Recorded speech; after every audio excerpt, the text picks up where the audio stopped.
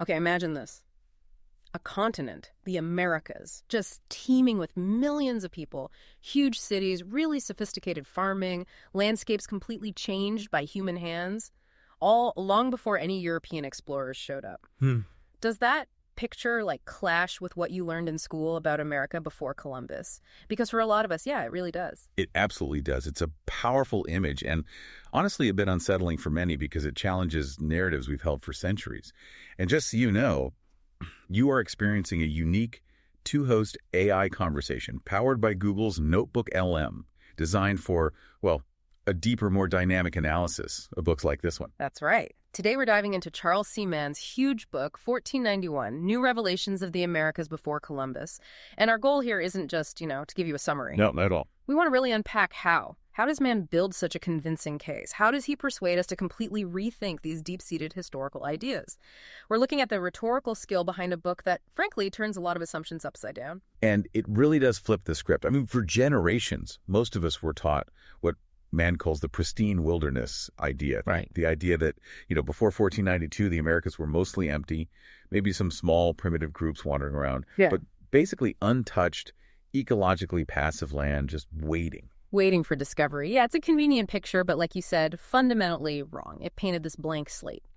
But Mann's argument, and he builds it so carefully with new evidence from archaeology, ecology, even genetics, it completely demolishes that.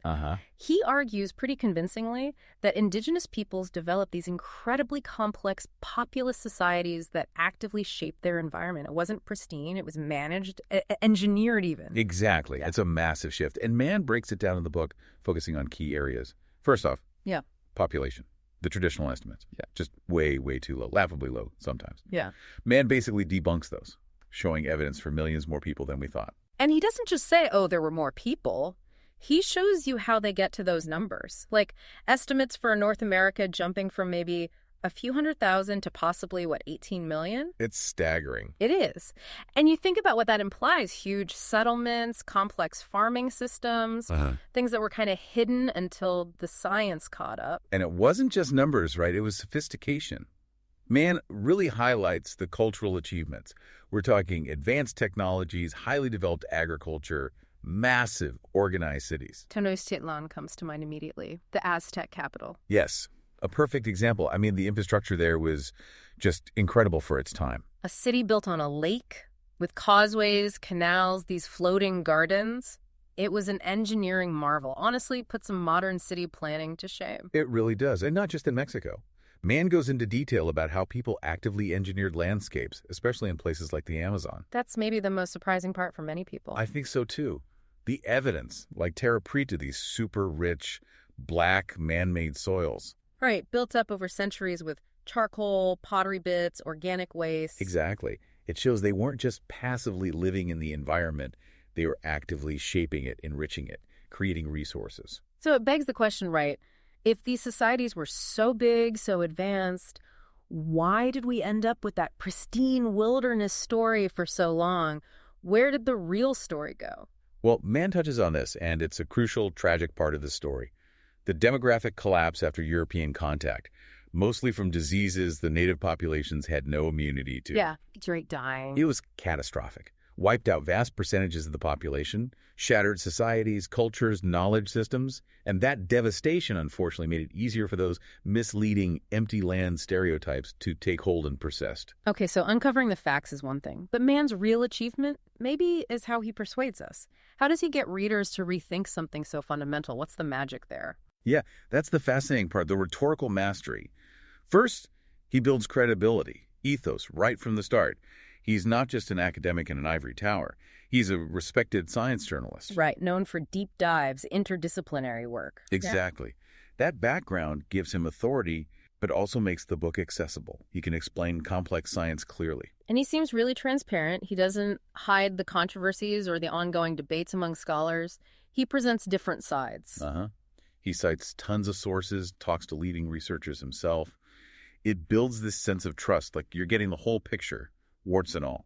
There's also a kind of humility in his writing, isn't there? He acknowledges that interpretations can change as we learn more. Yes, absolutely. Right. He's not presenting it as the final absolute word. He's guiding you through the evidence as it currently stands, which makes skeptical readers, I think, more willing to listen. He's inviting you along. Okay, so he builds trust. But the arguments themselves, the logic, the logos, that has to be strong too. Oh, definitely. His core strategy is systematically dismantling the old estimates and ideas. He brings in the new evidence, archaeological, genetic, ecological, and walks you through why it points to larger populations, more complexity. And he uses those concrete examples brilliantly. Tenochtitlan's layout, the terra preta soils in the Amazon. These aren't abstract claims. He shows you the physical evidence. Precisely. He puts the old paradigm right next to the new data, and the contrast is really stark. It logically forces you to reconsider. You see the flaws in the old thinking laid bare. But it's not just a dry, logical argument, is it? There's an emotional element, a pathos, too. For sure. He's a great storyteller. He weaves the statistics and the science together with these really evocative descriptions. You get a sense of what these cities might have felt like, what life was like. And the flip side, too, the sense of loss. The descriptions of landscapes that were once bustling and then fell silent. Yes, and he challenges that old, romantic, noble, savage idea. Which sounds positive, but actually strips people of their complexity. Exactly. Instead, he fosters empathy for the real human tragedy of the demographic collapse. It's not just numbers, it's immense suffering and loss. He uses that sense of wonder and sometimes shock to keep you engaged, to make you care about revising the narrative. This deep dive into Mann's 1491 is all about inspiring reflection and rational thought, much like what you'll find on Mindful Moments, our YouTube channel dedicated to AI book analysis. It's about taking complex information and making it accessible for a clearer understanding. And Mann is a master at making complex info accessible. His writing style is key. The language is direct, mostly clear, even when explaining technical stuff. He varies the rhythm too, right? Short sentences for impact, longer ones to develop ideas. Yeah, it keeps the pace moving. And he uses analogies, vivid imagery, especially when describing the scale of change after contact. It helps you feel the magnitude of what happened. Structurally, the book is also really clever. It's organized around his main points: population, complexity, environment. Right, those three big sections. It gives the argument a really clear flow. And he uses repetition effectively.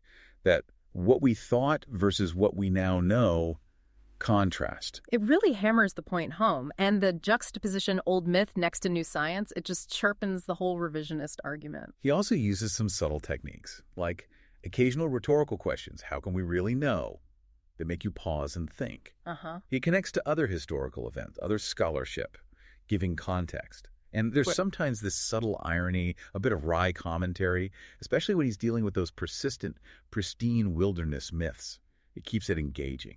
So overall, how effective is he? Does he actually succeed in changing minds? I think for open-minded readers, absolutely. He powerfully reshapes your understanding. He uses the evidence and the narrative skill together very effectively. And the style seems perfectly suited for a broad audience, right? Not too academic, not too simplistic. Exactly. It hits that sweet spot. It respects the intelligence of the reader, gives enough detail for those who want it, but stays engaging for a general audience. And importantly, the arguments hold up logically. He tackles counter-arguments, acknowledges uncertainties. Right. He avoids making it sound like everything is definitively solved. There's still research going on. Debates continue. He's honest about that, which is good scholarship. And ethical, too. He treats the indigenous histories with respect, avoids sensationalism. Definitely.